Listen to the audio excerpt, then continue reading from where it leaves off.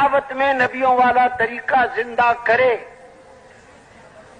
اللہ کی طرف بلانے والی بنے۔ سورہ یاسین والے آدمی نے اتنا کہہ دیا، یا قوم اتبعوا المرسلین، ان رسولوں کا اتباع کر لو۔ قوم نے اسے شہید کر دیا۔ اللہ کے نبی کہتے ہیں یہ صدیق تھا اپنے وقت کا۔ اللہ نے قرآن میں سورہ یاسین شریف میں اس کا ذکر کیا۔ ہم یہ کہہ رہے ہیں ہم سارے مل کے لوگوں کو اللہ کی طرف بلاویں، امام الانبیاء والی محنت کریں، مخلوق سے اپنا ہاتھ کھینچیں، مخلوق سے یقین سے اپنا ہاتھ کھینچیں، اپنا دل کھینچیں، دماغ کھینچیں، روح کو کھینچیں۔ ہاں،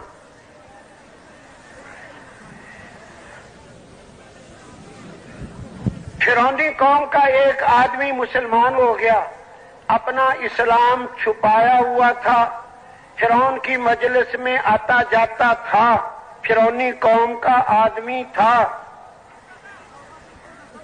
فرعون نے کہا میں موسیٰ کو قتل کرتا ہوں، اب یہ برداشت نہ کر سکا، اس نے زوردار بیان دیا اسی مجلس میں، بادشاہ کے سامنے للکار کے بیان دے دیا۔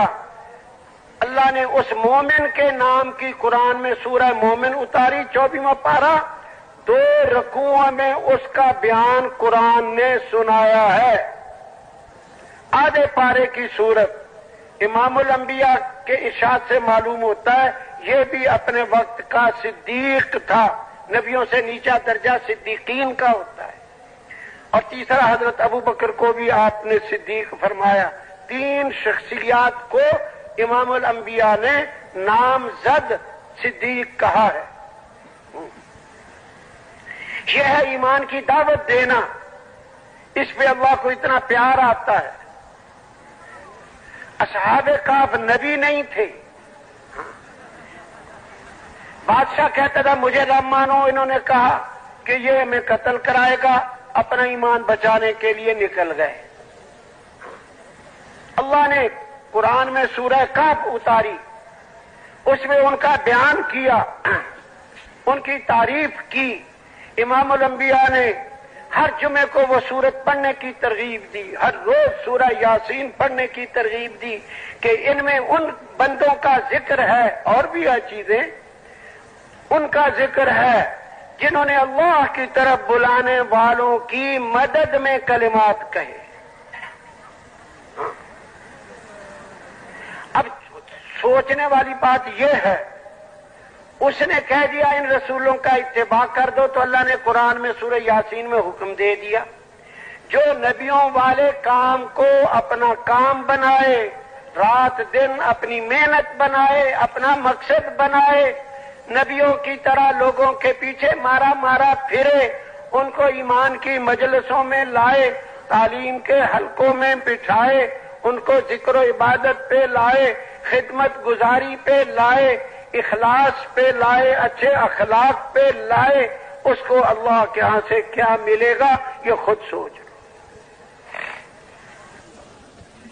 ایک آدمی نے دیوار، اپنا مال زمین میں دفن کر کے دیوار بنا دی اوپر، آدمی مر گیا، دیوار پرانی ہو کے گرنے کے قریب ہو گئی، اللہ نے موسیٰ علیہ السلام اور خضر دونوں کو کہا جاؤ دیوار بناؤ۔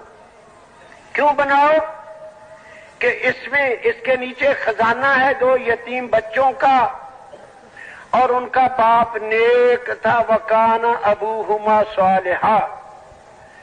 ارے جو خود صالح ہو اس کے بچوں کے خزانے کی حفاظت اللہ 2 نبیوں سے کراوے، جو نبیوں والے کام کو مقصد بنا کر مشرق بھی جائے مغرب بھی جائے، ساری دنیا کو صالح بننے کے لیے محنت کرے، اس کو اللہ یوں ہی بھوکا مار دے گا؟ سوچیں تو صحیح، اللہ کو کیا سمجھا ہم نے؟ اللہ کو کیا سمجھا؟ میں کہتا ہوں اگر بھوک بھی بھیج دے تو یہ بھوک اللہ کو کتنی پیاری ہوگی۔ رمضان شریف میں صبح کے کھانے کا وقت بدلا ہے، 2 وقت پیٹ بھر کے کھا لو، پھر بھی اللہ کہتا ہے میرے بندے نے میرے لیے کھانا چھوڑ دیا. وعزتی وجلالی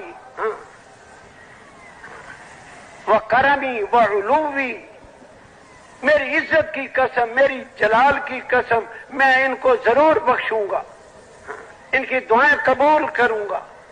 بخشے بخشائے گھروں کو جاؤ. عید والے دن اللہ یوں قسمیں کھاتا ہے جس نے ایک وقت کے کھانے کا وقت بدلا تھا. ارے بھوک بھی آ جائے، اللہ کے ہاں اس بھوک کا کیا مقام ہوگا میں اور آپ سمجھ ہی نہیں سکتے، اس کو پہنچ ہی نہیں سکتے.